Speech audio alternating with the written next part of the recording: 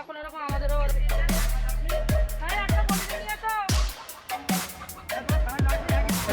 এদিক করো এদিক করো।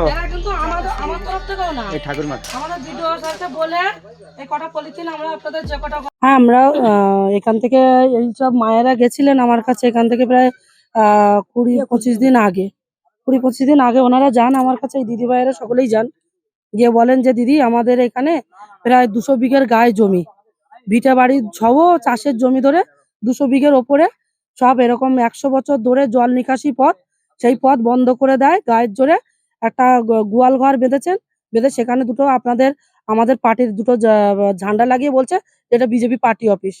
আমি সেটা শুনে আমি তো আসিনি, জানি আমাদের এখানে লোকাল নেতৃত্ব আছে ওনারাই সবকিছু মিটিয়ে নেবেন, কিন্তু কোনো কিছুই মেটেননি। কাল রাত্রে এসেছি, এসে দেখি সত্যি সেখানে পাইপ বন্ধ করে দিয়ে দীর্ঘদিন, মানে কি 100 বছর বলতে দীর্ঘ একটা সময়ের একটা জল নিকাশি পথ, সেটাকে আটকে তার ভিতরে কাঁচের বোতল ভেঙে এবং সিমেন্ট বালি বস্তায় করে দিয়ে পুরো পাইপটাকে জাম করে দিয়েছিলেন। সেই জাম করা পাইপকে কালকে খুলে একটা পাইপকে জল বার করার মতন অবস্থা করে আমরা চলে যাই, এবং কালকের বিডিও সাহেব এবং আমাদের হিঙ্গলগঞ্জ থানার ওসি আপনার রাহুল বাবু এসেছিলেন, ওনারা আমরা সবাই একসাথে কথা বলে বিডিও সাহেবের কথা বলে আমরা এখানে কিছু পলিথিনের ব্যবস্থা এবং কিছু চালের ব্যবস্থা করি। চালটা এখনো আসেনি, চালটা কাল চলে আসবেন।